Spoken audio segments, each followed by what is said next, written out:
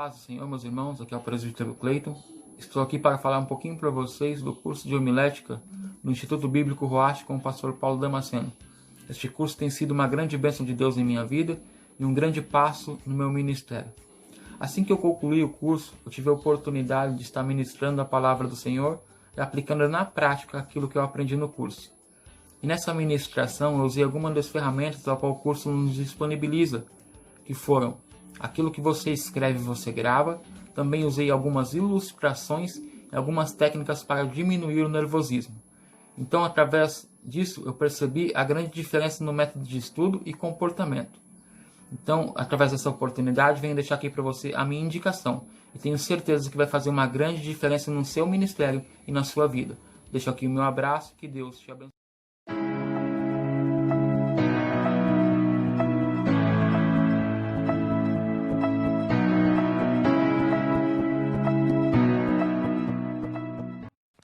Hoje nós queremos falar sobre uma jovem. Atos capítulo 9, versículo 36.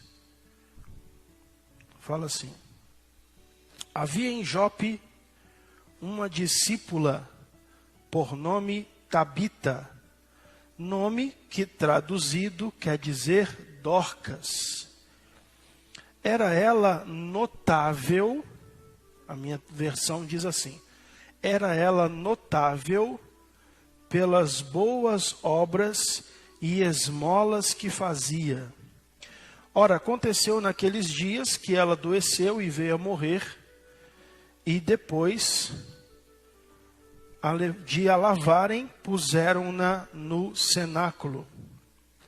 Como Lida era perto de Jope, ouvindo os discípulos que Pedro estava ali, enviaram-lhe 2 homens que lhe pedissem: não demores em vir ter conosco. E Pedro atendeu e foi com eles. Tendo chegado, conduziram-no para o cenáculo. E todas as viúvas o cercaram, chorando e mostrando-lhe as túnicas e os vestidos que Dorcas fizera enquanto estava com elas. Mas Pedro, verso 40, mas Pedro, fazendo sair a todos, pôs-se de joelhos e orou. E voltando-se para o corpo, disse: Tabita, levanta-te. E ela abriu os olhos e, vendo a Pedro, assentou-se. 41. E ele, dando-lhe a mão, a levantou e, chamando os santos e as viúvas, apresentou-lhe viva. Amém. Só até aqui. Pode sentar-se, queridos. Nesse último domingo dessa série sobre mulheres que se destacaram, mulheres que foram mulheres notáveis no seu tempo, nós temos a pessoa de uma jovem por nome de Tabita ou Dorcas. A Bíblia nos fala pouco sobre ela, apenas nos dá algumas informações que essa jovem, ela era notável, o texto diz aqui, ela era notável pelas boas obras e esmolas que fazia. E essas boas obras, depois nós temos a informação de que ela tecia vestidos e túnicas e dava essas roupas para viúvas. Porque quando Pedro chegou, diz aqui no verso 39, diz que todas as viúvas cercaram a Pedro, chorando e mostrando-lhe as túnicas e os vestidos que Dorcas fizera enquanto estava com elas. Um detalhe interessante que eu fiquei pensando é que na época de Dorcas não havia máquina de costura, né? Na época de Dorcas não havia Singer, overlock. Ou seja, as roupas elas eram tecidas à mão. As roupas elas eram feitas na agulha e na linha. Eu sinceramente mal sei pregar um botão. Eu não imagino o trabalho que é, ou que seria fazer uma roupa na agulha. Não sei se as irmãs aqui manjam do tricô, né? De fazer aquele...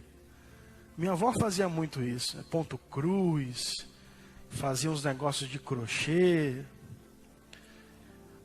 Mas é interessante que essa jovem, ela era notada, ou ela era notável, porque ela servia as pessoas. Ela mesmo com muito trabalho de produzir aquelas peças, ela poderia muito bem empreender, fazer as roupas e vender, apesar de que a Bíblia não fala se ela empreendia ou não, mas a Bíblia nos dá informação que ela doava essas roupas para as viúvas. Ela fazia essas boas ações. Interessante, quando ela morre, diz aqui o texto que, ora, aconteceu naqueles dias que ela adoeceu e veio a morrer. E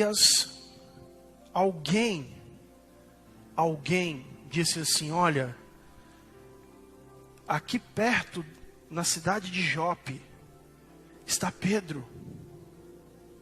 Está Pedro. E Pedro é um homem muito usado em milagres. Pedro era um homem que as pessoas colocavam no local onde ele ia passar, só para que, se por um acaso a sombra de Pedro passasse nas pessoas, para que elas fossem curadas. E eles falaram, vamos buscar a Pedro, porque ela não pode morrer. Porque ela morreu. O que fizeram? Morreu? Enterra. Morreu, acabou. Mas eles falaram, não, peraí. A gente precisa fazer alguma coisa por essa jovem. Ela está morta. Diz aqui que lavaram o corpo dela e colocaram num quarto alto. E mandaram chamar Pedro. Eu fiquei pensando o seguinte. Quando nós morrermos, e o dia vai chegar para todo mundo, né? Como diz o ditado, ninguém fica para semente. Eu fiquei me perguntando assim, Paulo, como que as pessoas vão se lembrar de você?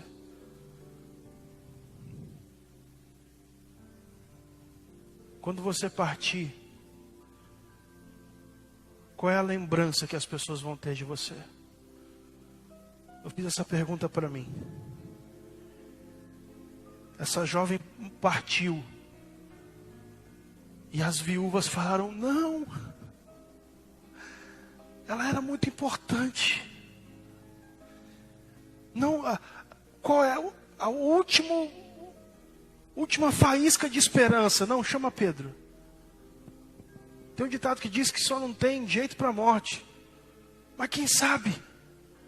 Ele é muito usado por Deus, chama ele. Lava o corpo dela, põe num quarto alto, vai que... E quando ele chega, aquelas mulheres estão chorando com as roupas que ela deu. Dizendo, olha aqui o que ela fez para mim. Olha aqui a boa ação dela. Ela fez essa roupa e me doou. E eu falei, Paulo, no dia que você partir, no dia que as pessoas estiverem velando o seu corpo num caixão, como que você vai ser lembrado? Que diferença você você fez na vida das pessoas. Porque quando nós morrermos, eu ouvi essa frase em algum lugar, as pessoas não vão se lembrar dos nossos títulos, as pessoas não vão se lembrar do quanto nós conhecíamos, do tanto de conhecimento que nós tínhamos, dos patrimônios que nós tínhamos. As pessoas vão se lembrar de como nós as tratávamos. As pessoas vão se lembrar de como nós fazíamos as pessoas se sentirem.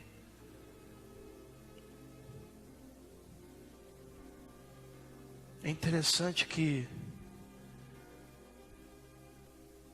nesse período de pandemia, até aqui, eu já perdi muitos conhecidos. Muitas pessoas que em algum momento da minha vida passaram por mim. Essa semana eu recebi a notícia de uma jovem que trabalhou comigo na empresa, evangélica, serva de Deus, jovem, e contraiu o Covid, ficou internado e faleceu. Esse mês de agosto, um diácono que congregou comigo quando eu pastoreava a igreja, era meu diácono, faleceu. Algumas pessoas. E é aí que a gente vê que a nossa vida é efêmera, é passageira. A palavra de Deus diz que a nossa vida é como uma flor que nasce e no fim da tarde secou-se. E no período que nós estamos aqui, que diferença nós estamos fazendo na vida das pessoas?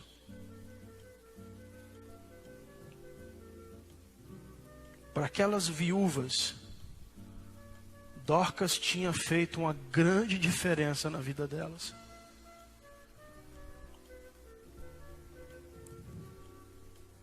A segunda coisa que eu achei interessante nesse texto é que diz que no versículo 37, ora, aconteceu naqueles dias que ela adoeceu e veio a morrer. Ela adoeceu e veio a morrer. Existe uma certa mística no meio evangélico de que crente não passa por situações difíceis, de que crente não adoece, de que crente está imune. E isso é uma grande mentira. A Bíblia diz em 2 Reis capítulo 13 que Eliseu, o profeta Eliseu, ele ficou doente. E de uma doença que veio a tirar a vida dele. O profeta Eliseu. E ele faleceu por aquela doença. O corpo dele foi colocado numa cova aberta. E os soldados inimigos estavam fugindo. E de repente jogaram um defunto dentro da cova de Eliseu. E quando o cadáver encostou nos ossos de Eliseu, ressuscitou. Ou seja, mesmo o profeta, o homem de Deus, falecendo de uma enfermidade, ainda havia unção nos ossos do profeta. A palavra de Deus diz em Eclesiastes 9:2 que o Senhor deixou que tudo acontecesse de igual forma entre o justo e o ímpio. Tudo acontecesse de igual modo entre o justo e o injusto. Debaixo do sol, todas as coisas acontecem de igual modo. Então não é porque nós servimos a Deus que nós estamos isentos ou que nós estamos imunes. Agora, nós temos a certeza do seguinte, que nós estamos dentro da vontade de Deus. A nossa vida, ela está condicionada à vontade de Deus. No momento que nós entregamos a nossa vida, a direção da nossa vida nas mãos do Senhor, ou seja, eu estou guiando aqui a minha vida, e eu falei assim, Senhor, a partir de hoje, eu entrego a direção da minha vida para o Senhor, e eu sento no banco do carona, e o Senhor vai conduzir a minha vida. A partir desse momento nós entendemos que tudo que acontece conosco é pela vontade permissiva de Deus. É pela vontade de Deus. E nada acontece sem que Ele permita. E por isso, nós não estamos isentos de passar por provações. Não estamos isentos de passar por situações de adversidade. E tudo o que acontece conosco está dentro de um propósito específico, de um propósito determinado. A mensagem que eu quero deixar para nós essa tarde é: qual é a diferença que nós estamos fazendo na vida das pessoas? Dorcas partiu, mas as pessoas disseram assim: ela fazia a diferença nas nossas vidas. Ela fazia a diferença na vida das pessoas que estavam à sua volta, que estavam ao seu redor. Por isso, ela era uma mulher notável. Vamos colocar de pé.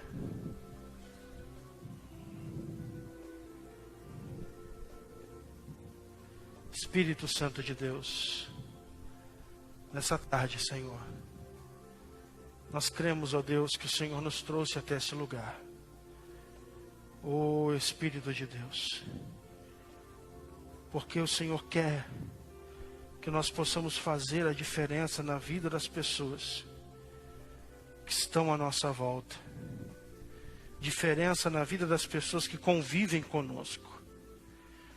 Senhor, Dorcas era notável, Senhor, por causa das suas boas obras, por causa das suas boas ações. Era notável, Senhor, porque ela influenciava de forma positiva as pessoas que estavam à volta dela.